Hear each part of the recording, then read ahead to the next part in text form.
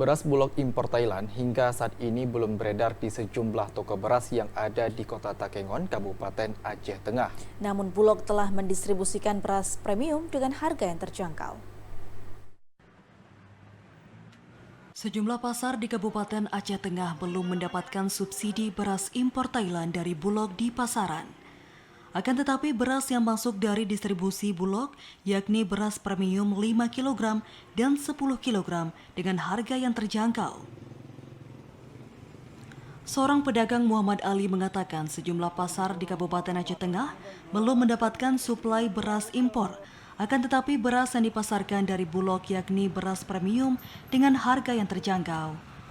Beras ukuran 5 kg dijual dengan harga Rp54.000 per sak dan beras ukuran 10 kg dijual dengan harga Rp108.000 per saknya.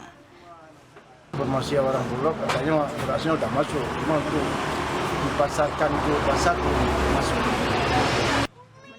Para pedagang berharap agar beras impor Thailand segera masuk di pasaran sehingga persediaan beras dapat terkontrol dan dijual dengan harga yang terjangkau. Dari Aceh Tengah, Mutia TVRI Aceh melaporkan.